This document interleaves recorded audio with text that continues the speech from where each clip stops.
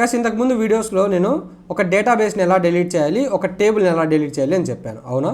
ఇప్పుడు బాగా గుర్తుపెట్టుకోండి గైస్, ఈ టేబుల్ని డిలీట్ చేస్తే ఏమవుతుందంటే టేబుల్ యొక్క స్ట్రక్చర్, ఓకేనా, టేబుల్ యొక్క స్ట్రక్చరు ప్లస్ టేబుల్ యొక్క డేటా, ఇవి రెండూ కూడా ఏమైపోతాయి అంటే డిలీట్ అయిపోతాయి. ఎప్పుడు డ్రాప్ వాడినప్పుడు. బాగా గుర్తుపెట్టుకోండి, ఈ డ్రాప్ అని వాడితే ఏం జరుగుతుంది అంటే టేబుల్ యొక్క స్ట్రక్చరు, టేబుల్ యొక్క డేటా. టేబుల్ యొక్క డేటా అంటే ఏమి గైస్, ఇవి 1,2.34 ఇక్కడ అన్ని వేస్లో చూపించా కదా, అది అన్నింటినీ మనము టేబుల్ డేటా అంటాం. టేబుల్ స్ట్రక్చర్ అంటే ఓన్లీ కాలం నేమ్స్ మాత్రమే ఉంటాయి. ఏ కాలం, బి కాలం అని ఉన్నాయి కదా, ఆ కాలం నేమ్స్ మాత్రం మనం ఏమంటాము అంటే టేబుల్ స్ట్రక్చర్ అంటాం. ఇప్పుడు డ్రాప్ వాడితే ఏమవుతుంది, ఇవి రెండూ డిలీట్ అయిపోతాయి. అలా కాకుండా మనకు డిలీట్ అనే ఒక క్వైరీ ఉంది.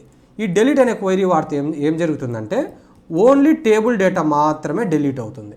ఇట్స్ టేబుల్ స్ట్రక్చర్ మాత్రం అలానే ఉంటుంది. నేను ఇంతకుముందు మీకు ఈ టాస్క్ చూపించా కదా, ఇది డ్రాప్ టేబుల్ టాస్క్ అని కొడతానే మొత్తం టేబుల్ అంతా ఎగిరిపోయింది, డేటా ఎగిరిపోయింది, స్ట్రక్చర్ అంతా ఎగిరిపోయింది. ఇప్పుడు నేను డిలీట్ చూపిస్తాను.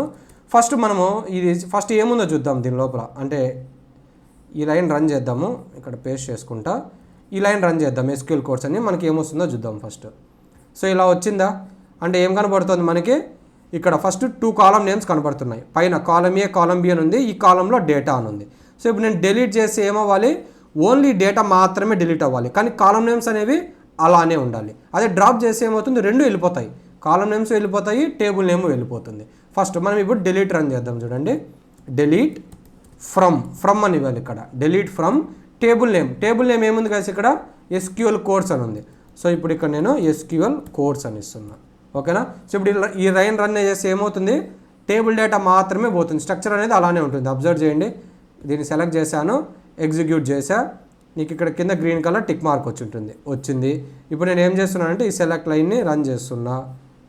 అబ్జర్వ్ చేయండి ఇక్కడ, ఇప్పుడు డేటా ఏమన్నా వచ్చిందా మనకి, లేదు గాయ్స్, డేటా మొత్తం వెళ్ళిపోయింది. కానీ కాలం నేమ్స్ ఎలా ఉన్నాయి, కాలం నేమ్స్ అలానే ఉన్నాయి. అంటే టేబుల్ అనేది ఉంది, కాలం నేమ్స్ ఉన్నాయి, ఓన్లీ డేటా మాత్రమే డిలీట్ అయిపోయింది. నేను ఇక్కడ షో టేబుల్స్ కూడా రన్ చేస్తాను, మనకు ఆ టేబుల్ నేమ్ కనబడుతుంది.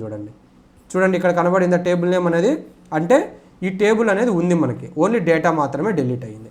సో ఇప్పుడు మీరు గుర్తుపెట్టుకోవాల్సిన డిఫరెన్స్ ఏమి, ఈ టేబుల్ మీద డ్రాప్ అని వాడితే టేబుల్ యొక్క స్ట్రక్చరు డిలీట్ అయిపోతుంది, టేబుల్ యొక్క డేటాను డిలీట్ అయిపోతుంది. అదే ఓన్లీ డిలీట్ వాడితే టేబుల్ ఉన్న డేటా మాత్రమే డిలీట్ అయ్యి ఆ స్ట్రక్చరు, ఆ టేబుల్ అన్ని డేటాబేస్లోనే ఉంటాయి.